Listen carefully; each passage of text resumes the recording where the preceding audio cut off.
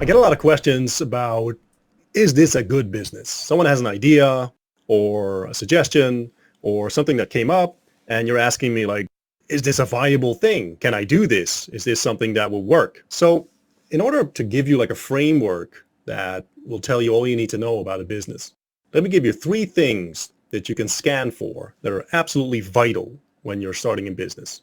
And I'll give you some examples as well to get you on your way. First of all, what you want from a new business that you're going to start, first thing that you need to understand is that, is there a customer base? Is there an actual problem that people are trying to solve? Now, you would be amazed at how often things just go wrong there right away. Let's say you're trying to sell a migraine prevention course. So it's a course specifically designed for people to not get migraines. That would be a very, very, very, very difficult thing to sell. I would say it's an impossible thing to sell. Because if I don't have migraines now, which in my case is the case, I've never had a migraine, luckily for me. I know a couple people that have regular migraines. It's hell, but I've never had them. So if you're going to try to sell me a prevent to ever get migraine course, that's going to be impossible to sell me because I don't care. I don't have a migraine now. I've never had one either. So if you are going to sell pill or a treatment or a program that will help me to solve my migraine problem forever, guaranteed, that's a perfect thing, because that is a major problem for people that are suffering from migraines. But this is a simple example showing you that if the problem isn't like alive and well in your customer's mind, you are going to find it damn near impossible to sell.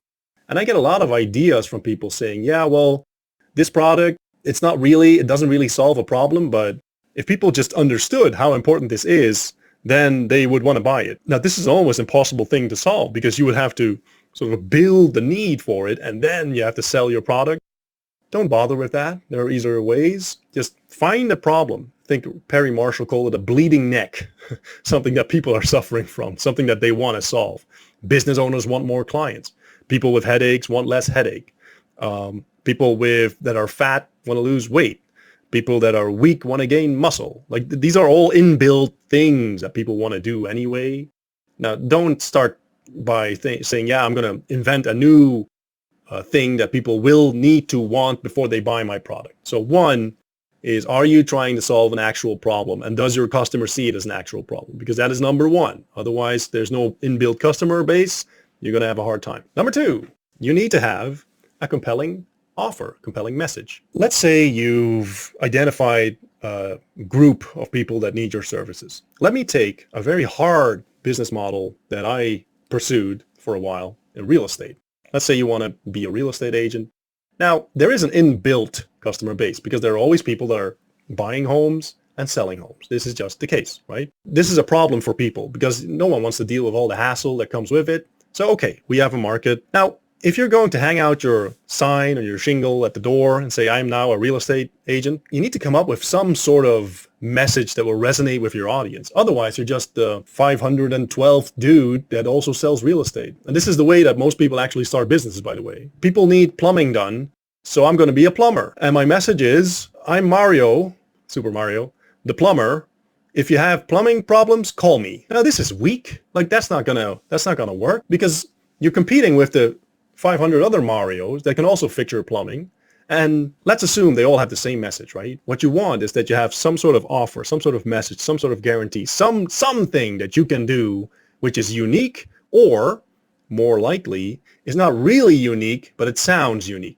So the way I did it with real estate was I had a guarantee. I said, your home sold within 124 days. This is in a slow market, like a long time ago. Within 124 days, or I pay you $1,500. That was a guarantee that I used. I used more than that, like I used other ones too, and before that, to generate leads and to get more clients. You know, if I help you buy your home, and I don't get at least $5,000 off the asking price, you don't pay me anything. Something like that. I came up with something because this is a very hard market to crack. And I needed to get like some sort of an in push through all the marketing noise of my competitors. And that was a great way to do it, I guarantee. You can come up with anything, but you need a message. Like if you're going to be a plumber, maybe you can do it faster than anyone. Maybe you can do unique plumbing that will last for 16 generations or until the end of the earth.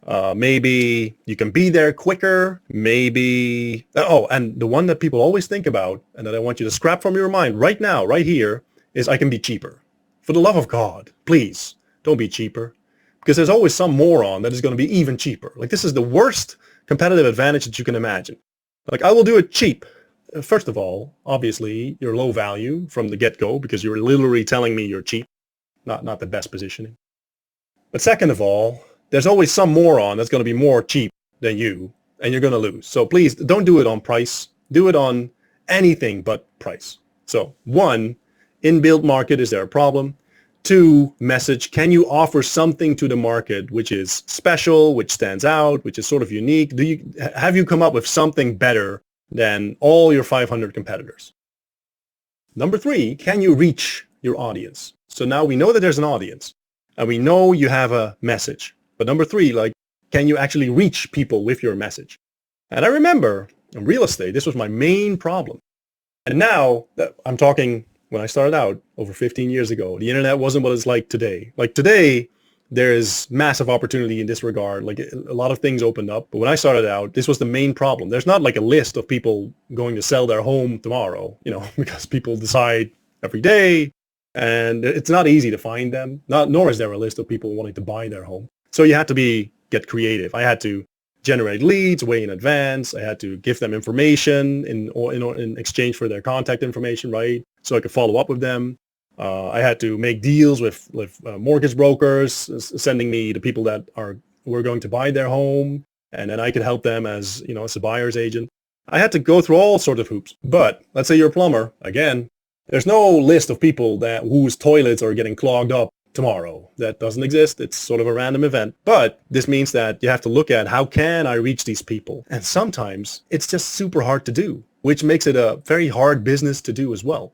Now, there are obviously many exceptions to the rule where it's actually very easy to get clients. Like let's say you do, let's say Twitter ghostwriting.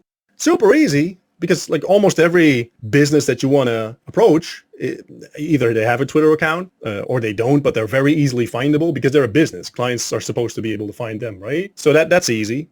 This all depends on like which niche are you going to focus on? And then now you're going to look at how do I reach these people? Is it direct mail? Is it Google ads? Is it Facebook ads? Is it social media? Is it Instagram? Can I target them there? Can I email them? Can I send them DMs on Twitter? The list is endless of the stuff that you can do, but there should be a way for you to reach them. So you have customers that have a serious problem, potential customers, like a gap in the market. 2 is that you want to have a somewhat unique message, something that resonates with your audience, something that you can offer them that your competitors either can't or won't or don't. And 3, you need to be able to reach your audience. If your business idea ticks all those 3 boxes, go for it, brother. If it doesn't, you have some thinking to do because this might be a very difficult business to start and to get going in, to get traction in.